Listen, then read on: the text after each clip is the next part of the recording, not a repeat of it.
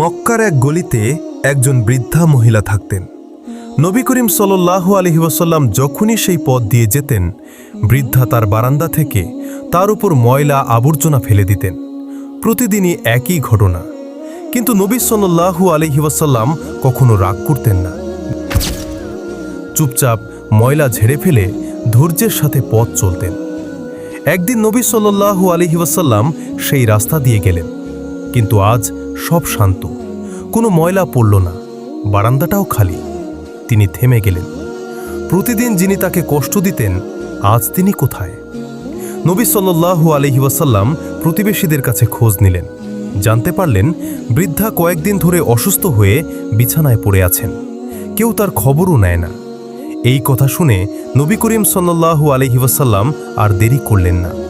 তিনি নিজেই বৃদ্ধার ঘরে গেলেন, পাশে বসে তার হাত ধরলেন, খোঁজ নিলেন, নিজের হাতে তাকে পানি খাওয়ালেন, খাবার খাইয়ে দিলেন।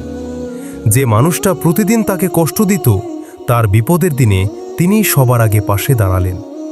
বৃদ্ধা অবাক হয়ে গেলেন, চোখে পানি চলে এলো।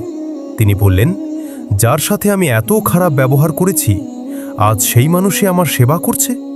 আপনি সত্যিই আল্লাহর রাসূল।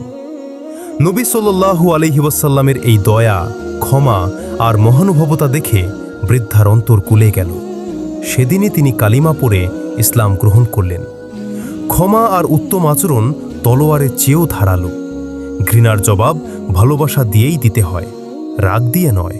দয়া দিয়েই মানুষের মন জয় করা যায়। যদি এই গল্প আপনার হৃদয়ে ছুঁয়ে যায়, তাহলে ভিডিওটি শেয়ার করুন, কারণ আপনার একটি শেয়ার কাউকে হিদায়াতের পথে নিয়ে যেতে পারে। লাইক করুন, কমেন্ট করুন সুবহানাল্লাহ, সাবস্ক্রাইব করুন আরও ইসলামিক গল্পের জন্য।